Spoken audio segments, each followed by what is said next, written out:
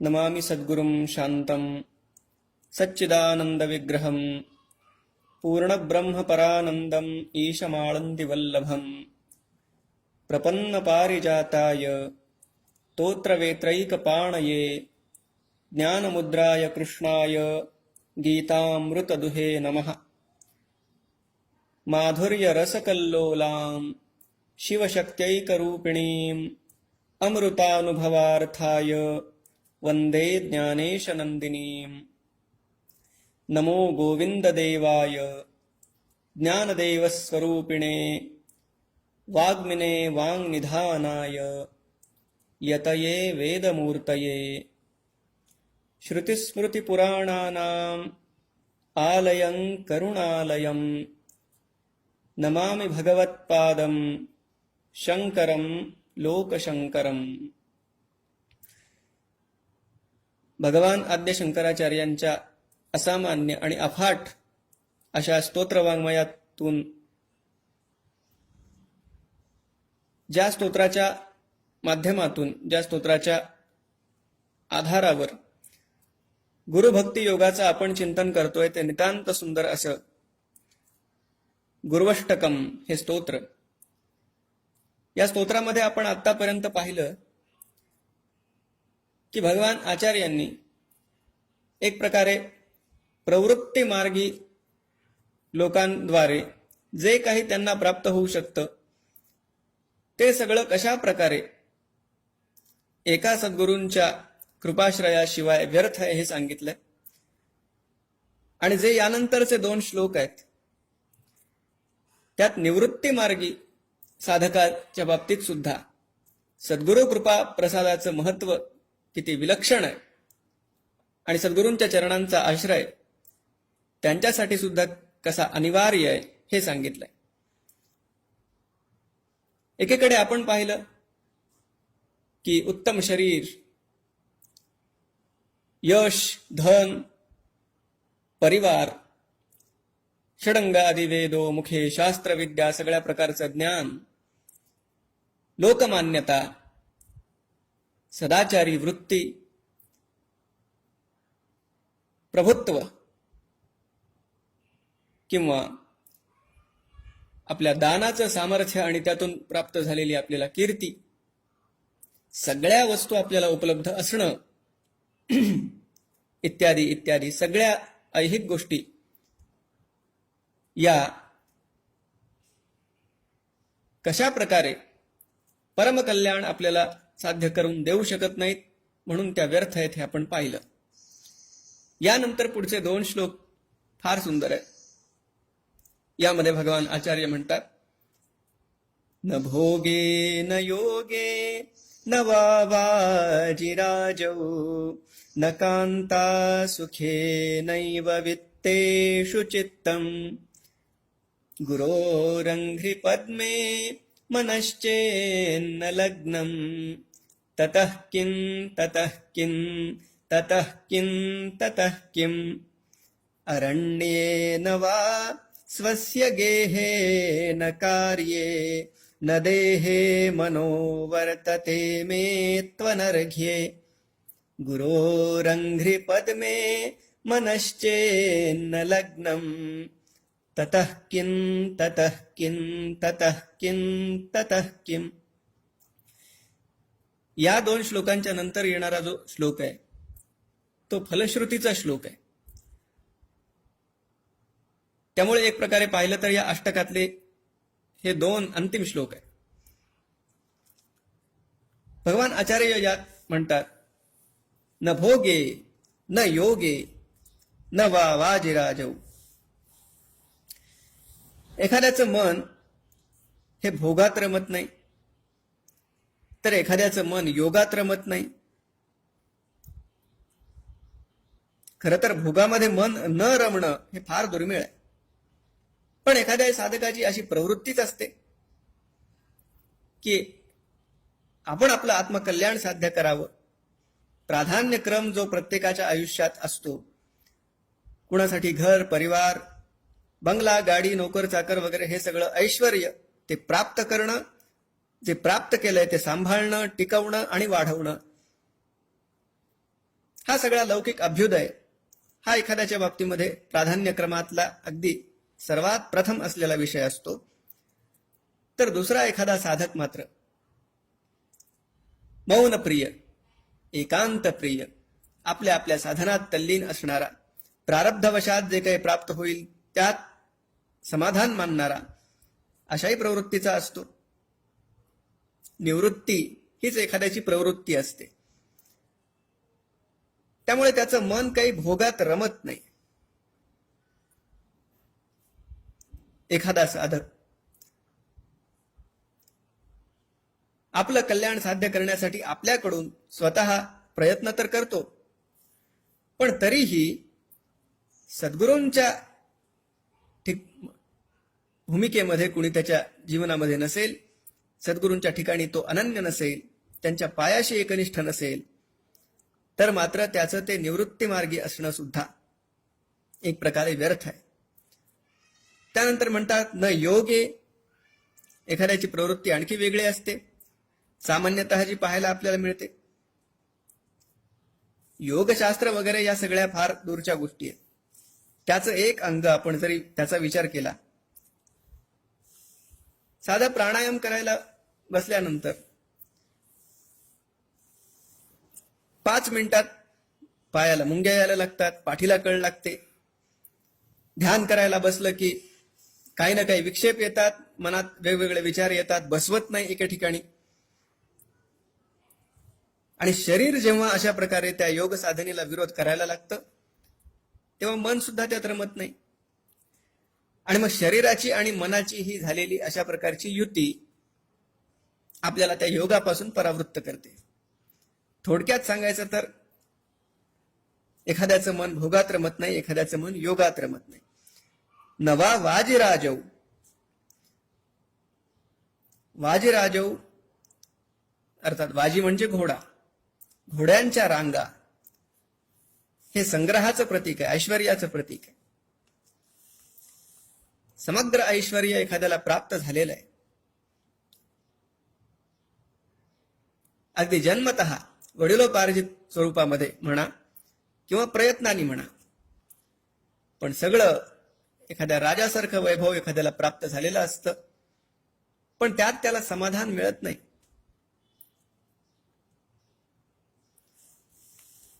आणि मग तो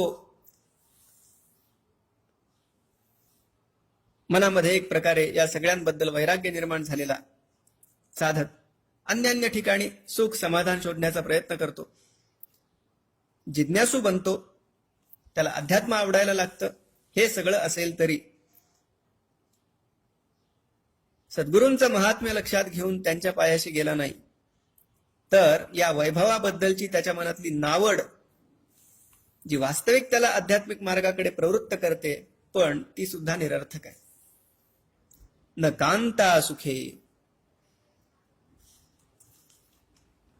अत्यंत प्रिय अशा पत्नीचा सहवास तो कुणाला आवडणार नाही, पण ज्याचं मन त्यात सुद्धा रमत नाही. खरं तर संस्कृतमध्ये पर्यायवाची शब्द अनेक आहेत.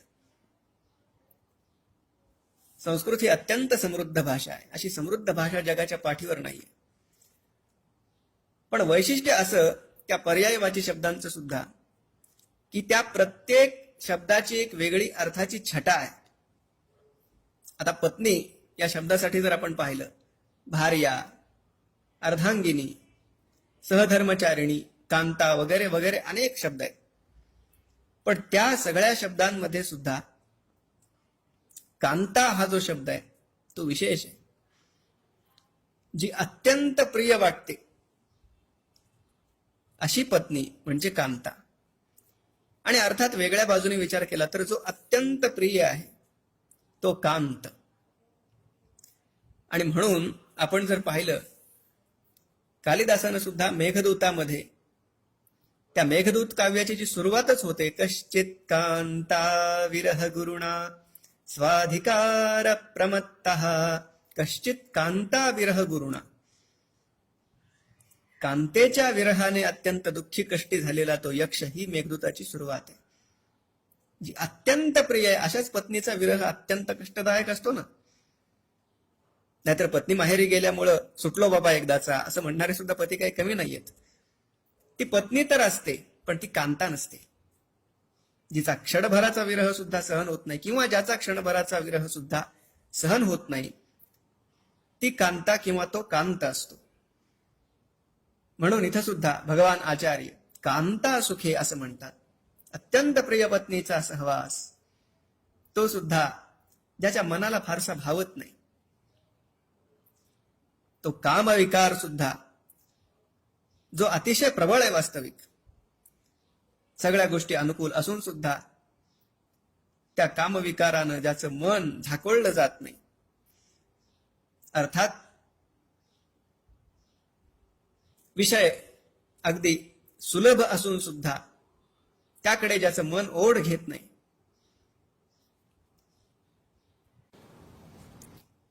किंवा नैव वित्तेषु चित्तम,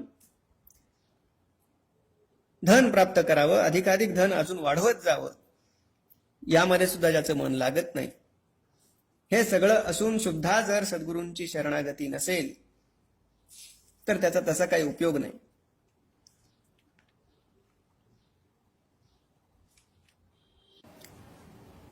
अरण्ये न वा स्वस्य गेहे न कार्ये न देहे मनो वर्तते मे त्वनर्घ्ये. अरे, एखाद्याचं मन घरातच रमतं आणि घर सोडून त्याला दुसरं काही प्रिय वाटत नाही, तर दुसऱ्याचं मन हे अरण्यवासामध्ये रमतं. त्याला घरदार, बांधव, इष्टमित्र या सगळ्या गोष्टी नकोशा वाटतात, एकांत हवा हवासा वाटतो. कुणाचं मन एखाद्या कामात रमत नाही. अहो, एवढंच काय, तर हा जो देह आहे, जो प्रत्येकाला अत्यंत प्रिय आहे, देह कुणाला प्रिय नाहीये. देह ही अशी गोष्ट आहे ज्या गोष्टीसाठी आपल्याला सगळ्या गोष्टी प्रिय आहेत.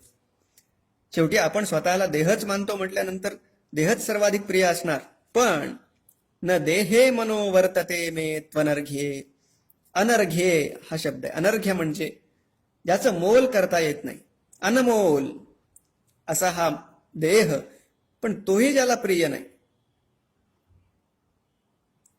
एवढं सगळं असलं, थोडक्यात सांगायचं तर अगदी तीव्रतम असं वैराग्य एखाद्याच्या मनामध्ये जरी उपजलेलं असलं तरी सुद्धा गुरोरंघ्रि पद्मे मनश्चेन्न लग्नम, तर मग त्याचा काही उपयोग नाही. वास्तविक पाहिलं तर ज्याला वैभव प्रिय नाही, ज्याला कुठल्याही प्रकारची धनसंपदा त्याला प्रिय वाटत नाही, प्रियतम पत्नीचा सहवास सुद्धा ज्याला भुलवू शकत नाही, आपल्या देहाच्या बाबतीत सुद्धा जो आसक्त नाही, असं वैराग्य एखाद्याला प्राप्त झालेलं असेल तर ते त्याचं केवढं मोठं भाग्य आहे असं म्हटलं पाहिजे. कारण वैराग्य हे भाग्यानं मिळतं. समर्थ सुद्धा दासबोधामध्ये म्हणतात, वैराग्यापरते नाही भाग्य, वैराग्य नाही ते अभाग्य, वैराग्य नसता योग्य परमार्थ नव्हे. वैराग्य हे भाग्याचं लक्षण आहे. पण भगवान आचार्य म्हणतात, बाबा रे, जर सद्गुरूंच्या पायाशी गेला नाहीस तर भाग्यानं मिळालेल्या त्या वैराग्याला सुद्धा, त्या वैराग्याचा काही उपयोग नाहीये. कारण सद्गुरूंच्या कृपेचं अधिष्ठान नसेल तर ते वैराग्य, तो विवेक तर स्थिर राहू शकत नाही. भगवान श्रीमद भागवतामध्ये म्हणतात, श्रीमद भागवत जे भगवंताचं साक्षात मूर्त रूप आहे, त्यामध्ये किती महत्वाची गोष्ट एक आलेली आहे. युंजानानाम अभक्तानाम प्राणायामादिभिर्मनः अक्षीणवासनम राजन दृश्यते पुनरुत्थितम. भगवान शुकदेव म्हणतात, जे प्राणायाम इत्यादी सगळ्या साधनांनी आपल्या मनावर नियंत्रण मिळवण्याचा पूर्ण प्रयत्न करतात, मिळवतात सुद्धा, वैराग्य सुद्धा ज्यांच्या मनामध्ये जागृत होतं, विषयांची आवड कमी होऊन जाते. हे सगळं जरी घडलं तरी मनामध्ये जर भक्ती रुजली नसेल तर मात्र अक्षीण वासनम, पूर्णपणे त्या वासनेची बीज जळून गेलेली नसल्यामुळं दृश्यते पुनरुत्थितम, एखादं झाड जसं वरती वरती खुडावं आणि त्याची पालवी पुन्हा पुन्हा फुटावी, तसं त्याचं मन कधी पुन्हा त्या भोगांकडे आकृष्ट होईल आणि त्या योग्याचं, त्या ज्ञान मार्गावरच्या साधकाचं सुद्धा, ज्याच्या मनामध्ये भक्ती नाहीये, त्याचं कधी पतन होईल सांगता येत नाही. येन्येरविन्दाक्ष विमुक्तमानिनस्त्वय्यस्त भावाद विशुद्ध बुद्धयः आरुह्य कृच्छ्रेण परं पदं ततः पतन्त्यधोनादृतयुष्मदंघ्रयः. श्रीमद भागवतातला श्लोक आहे. परमेश्वराच्या पायांचा आश्रय घेतला नाही तर कितीही मोठं पद, साक्षात ब्रह्मपद जरी प्राप्त केलं कोणीतरी, तिथून सुद्धा कोसळायला, पतन पावायला वेळ लागत नाही. आणि भक्ती हा शब्द जेव्हा आपल्याकडे वापरला जातो तेव्हा दोन प्रकारची भक्ती त्यामध्ये गृहीत धरलेली असते. एक हरिभक्ती आहे आणि एक गुरुभक्ती आहे. यस्य देवे पराभक्तीर यथा देवे तथा गुरौ. परमेश्वराच्या ठाई जशी भक्ती आहे तशी सद्गुरूंच्या ठिकाणी असली पाहिजे. बरं, या सगळ्या बाकीच्या वैभवाविषयी वैराग्य, अमुक गोष्टीविषयी वैराग्य वगैरे, ह्या सगळ्या गोष्टींचं तर व्यर्थत्व आपल्या लक्षात आणून दिलेलंच आहे भगवान आचार्यांनी. पण एवढंच काय, आपण आणखी थोडा विचार केला तर अगदी जे साधक नवे नवे आहेत त्यांच्या मनामध्ये निर्माण झालेलं नवनवं वैराग्य किंवा नवीन नवीन काही योग सामर्थ्य त्यांच्यामध्ये आलेलं असेल, त्यांची तर बातच सोडा. ज्यानं साक्षात मृत्यूला सुद्धा पराभूत केलंय, एवढा जो महानतम योगी आहे, ज्ञानी आहे, त्यानं सुद्धा जर सद्गुरूंच्या चरणांचा आश्रय घेतला नाही तर त्याची ती सगळी अगदी अग्निदिव्यासारखी केलेली त्यानं साधना सुद्धा शून्य होऊन जाते, व्यर्थ होऊन जाते. आपण आठवा, सगळ्या योग्यांचे योगी, महान योगी, तपस्वी चांगदेव महाराज, एकदा किंवा दोनदा नाही, त्यांनी 14 वेळा मृत्यूला पराभूत केलेलं होतं. 14 वेळा. जेव्हा मृत्यू यायचा तेव्हा ते समाधी लावून बसायचे आणि त्यांचा आत्मा अन्यत्र कुठेतरी घेऊन जायचे. मृत्यूला तो जीवात्मा न मिळाल्यामुळं त्याला रिकाम्या हातानं परत जावं लागायचं. अशा प्रकारे त्यांनी 14 वेळा मृत्यूला चकवलं आणि चुकवलं. कुठल्याही मेलेल्या व्यक्तीला पुन्हा एकदा जीवन प्राप्त करून देण्याची शक्ती त्यांना प्राप्त झालेली होती. योग्यांना हे शक्य असतं. पण जेव्हा त्यांना लोकांकडून असं कळलं की 3 छोटीशी मुलं आणि एक मुलगी, त्यांची नावं निवृत्ती, ज्ञानदेव, सोपान आणि मुक्ताबाई अशी आहेत, ही 4 बाळं अशी आहेत की ज्यांच्यामध्ये मृताला संजीवनी प्रदान करण्याची शक्ती सुद्धा आहे आणि त्यांच्या अनेक प्रकारच्या कथा लोकांमध्ये प्रचलित व्हायला लागलेल्या आहेत. ते फार महान योगी आहेत. हे जेव्हा यांनी चांगदेव महाराजांनी ऐकलं, अर्थात कुठे ना कुठे त्यांचा सुद्धा अहंकार दुखावला गेला. अरे, ज्यांनी 14 वेळा मृत्यूला पराभूत केलं आणि वस्तुतः 14 वय सुद्धा ज्यांची नाहीयेत अशी बालक, त्यांचं एवढं महात्म्य, त्यांना भेटावं अशी इच्छा झाली.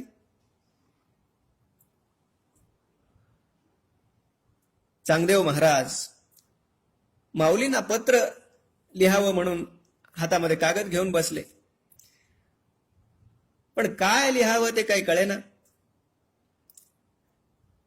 नमस्कार लिहावा का आशीर्वाद लिहावा? कारण नमस्कार म्हणावं तर वयानं अगदीच लहान आहेत आणि आशीर्वाद लिहावा तर त्यांची योग्यता लोकांच्या बोलण्यावरून तरी असं वाटतंय की काही वेगळी योग्यता आहे. मग काय लिहावं अशा विचारात त्याने आपला कोराच कागद पाठवून दिला.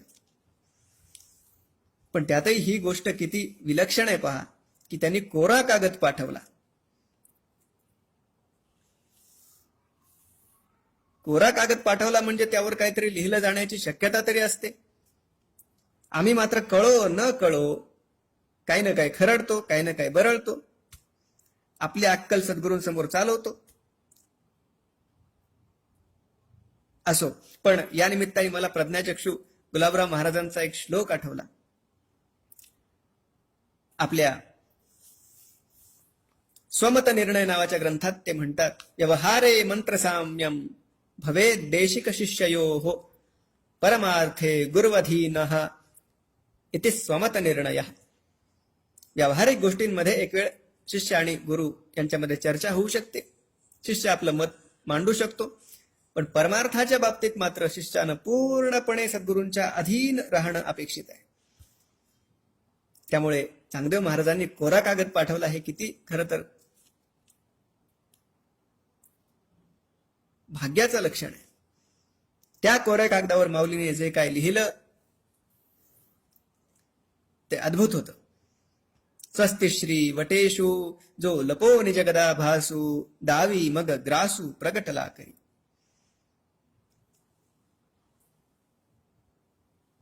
चांगदेव 65 सारखं ते अद्भुत रसायन या निमित्ताने आपल्याला प्राप्त झालं. यातून मला एवढंच सांगायचंय, 1400 वर्षे जगून सुद्धा शेवटी ततः किम हा प्रश्न मात्र अनुत्तरितच राहिला.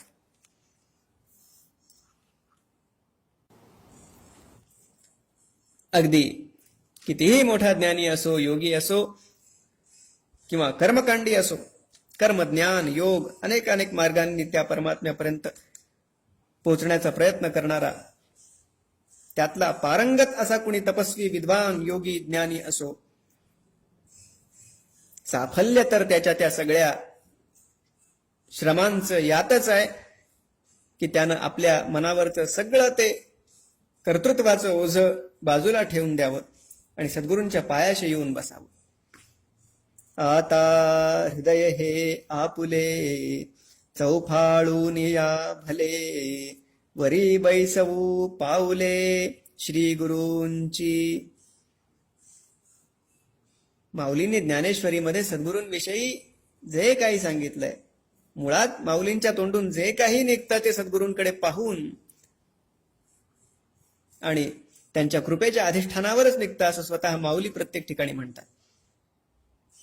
ज्ञानेश्वरी हा वास्तविक संपूर्ण ज्ञानेश्वरी हाच एक गुरुभक्ती योग आहे. तो एक वेगळा विषय. पण ही जी ओवी 15व्या अध्यायाच्या मंगलाचरणाची आहे, हे सगळं गुरुवष्टक वाचून एक एक एक एक गोष्ट कशी निरर्थक आहे सद्गुरूंशिवाय हे लक्षात घेऊन करावं काय. आता हृदय हे आपुले चौफाळून या भले वरी बैसवू पाऊले श्री गुरूंची. सद्गुरूंच्या पायाशी मन जोडायला भगवान आचार्य आपल्याला प्रत्येक वेळा सांगतायत. म्हणजे काय करायचंय, हृदयाच्या चौरंगावर सद्गुरूंच्या पायांची प्रतिष्ठापना करायची. 4 बाजू असतात चौरंगाला, जशा या हृदयाला सुद्धा आहेत. मन, बुद्धी, चित्त आणि अहंकार हे अंतःकरण चतुष्टय. या चारींवर सद्गुरूंच्या पायांची प्रतिष्ठापना करायची. ती कशी करायची याचा विचार तर पुढे, पण आधी चौरंगावर जेव्हा भगवंताच्या प्रतिमेची प्रतिष्ठापना आपण पूजेच्या वेळी करतो, सत्यनारायणाची वगैरे पूजा करायची असते, तेव्हा आपण आधी तो चौरंग स्वच्छ करतो. त्यावर छान एखादं वस्त्र अंथरतो. ही सगळी तयारी जशी आपण करतो तसं आपल्याला आधी हे जे चौरंग आहे आपला, हा मन, बुद्धी, चित्त आणि अहंकार यांचा, त्यावर सद्गुरूंच्या पावलांची प्रतिष्ठापना करण्याआधी काही गोष्टी केल्या पाहिजेत. सद्गुरूंचे पाय अतिशय कोमल आहेत आणि त्यामुळं आमच्या कठोर मनावर आम्ही थेट त्यांची प्रतिष्ठापना करू शकत नाही. आधी काय केलं पाहिजे? ज्ञानेश्वरीच्या आरंभी माऊली जे अपेक्षा व्यक्त करतात तेच केलं पाहिजे. शारदीची चंद्रकळे माझी अमृत कण कोवळे, ते वेचिती मने मवाळे चकोर तलगे. तिया परी श्रोता अनुभवावी हे कथा, अति हळुवारपण चित्ता आणूनिया. शरदाचं चांदणं कमळाच्या पाकळीच्या ताटामध्ये चकोराचं एखादं पिलू, चकोर तलगे, ती चकोराची पिलं जशी वेचतात, अरे तेवढं हळवं मन तुम्ही करा आणि या कथेचा आस्वाद घ्या, ही माऊली अपेक्षा व्यक्त करतात. अति हळुवारपण चित्ता आणून या. आता हृदय हे आपुले चौफाळून या भले, वरी बैसवू पाऊले श्री गुरूंची. पण या चित्तावर श्री गुरूंच्या पावलांची प्रतिष्ठापना करण्यासाठी सुद्धा आधी अति हळुवारपण चित्ता आणून या, हीच अपेक्षा आहे. हळुवारपण हे दुर्मिळ होत चाललंय. संवेदना या सगळ्या लोप पावत चालल्या. त्यातही हळुवारपण हा शब्द तर आपल्याला लक्षात येऊ शकतो. मन कसं कोमल असावं, हळुवार असावं, इथपर्यंत आपल्याला कळतं. हे अति हळुवारपण काय आहे ते लक्षात घेण्यासाठी आपल्याला पुन्हा एकदा प्रज्ञाचक्षू ज्ञानेश्वर कन्या संत श्री गुलाबराव महाराजांच्या चरणी जावं लागेल. महाराजांच्या चरित्रातलाच एक प्रसंग आहे. आपल्याला तर ठाऊक आहे, महाराज स्वतःला ज्ञानेश्वर कन्या म्हणवत होते. माऊलींच्या बद्दल त्यांच्या भावना किती कोवळ्या आहेत हे त्यांची पद वाचून, त्यांचे अभंग वाचून आपल्याला कळू शकतं.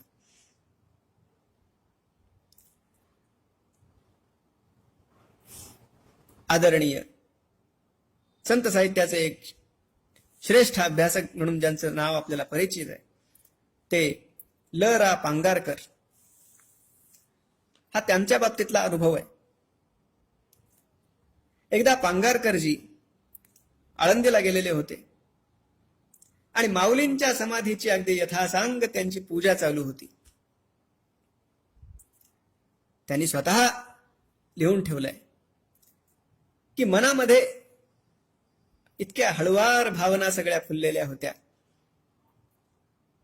अगदी एकाग्रतेनं, तन्मयतेनं त्यांची ती पूजा चालू होती. पंचामृताचं स्नान अगदी विधिवत त्या समाधीला घालणं सुरू होतं. कोमल अशा हातांनी हळुवारपणे ते समाधीला स्पर्श करून ते सगळं पंचामृत, ते दही दूध सगळं त्या समाधीवर लिंपत होते. डोळे भरलेले होते, मन व्याकुळ होतं आणि अगदी प्रसन्न मनानं ते पूजन चालू होतं. घडलं काय? तेव्हा आळंदीतच प्रज्ञाचक्षु श्री महाराज सुद्धा होते आणि पलीकडच्या माडीत होते. त्या पलीकडच्या माडीवरून ही सगळी पूजा चालू असताना तातडीचा एक निरोप पांगारकरांसाठी महाराजांचा आला. काय निरोप होता? पांगारकरजी, तुमच्या हातातली ती अंगठी काढून ठेवा, तातांच्या पाठीला ती टोचते. ते माऊलींना तात म्हणायचे. पांगारकरजी म्हणतात, हे ऐकल्यानंतर, हा निरोप ऐकल्यानंतर माझ्या डोळ्यांच्या अश्रूच्या धारा थांबेना. किती कोमल अंतःकरणानं मी सुद्धा पूजा करत होतो. अगदी हळुवारपणे ते सगळं पंचामृत त्या समाधीवर लिंपत होतो. पण माझ्या हातातली, माझ्या बोटातली अंगठी, तिचा माऊलींना त्रास होईल, ती अंगठी काढून ठेवावी हे माझ्या मनात का नाही आलं? याचं नाव अति हळुवारपण आहे. आणि हे अति हळुवारपण जेव्हा आपल्या मनाला येईल, त्यानंतरची पुढची प्रक्रिया म्हणजे सद्गुरूंच्या पावलांची आपल्या मनावर प्रतिष्ठापना करणं. आणि ज्याच्या मनामध्ये हे अशा प्रकारचं हळुवारपण आलं आणि ज्यानं आपल्या मन, बुद्धी, चित्त, अहंकार यांच्या चौरंगावर अत्यंत प्रेमानं सद्गुरूंच्या पावलांची प्रतिष्ठापना केली. त्यानं सगळं काही साध्य केलं. त्याला आता साध्य करण्यासारखं दुसरं काही उरलं नाही. तो धन्य झाला. भले त्यानं धन कमावलं असेल नसेल, षडंगादि वेदो मुखे शास्त्रविद्या हे सगळं भले त्यानं केलं असेल नसेल, सद्गुरूंच्या चरणांचा आश्रय, सद्गुरूंच्या चरणाची मनावर स्थापना हे ज्याच्या हातून घडलं त्यानं सगळं काही केलं. योग असो, ज्ञान असो, कर्म असो, भक्ती तर त्यानं साधलेलीच आहे. सगळ्या आश्रमांचं फळ त्याला प्राप्त झालं. परमकल्याण आणि ऐहिक कल्याण, अभ्युदय आणि निश्रेयस दोन्ही त्याला प्राप्त झालं. प्राप्त करण्यासारखं त्याला दुसरं काही उरलं नाही.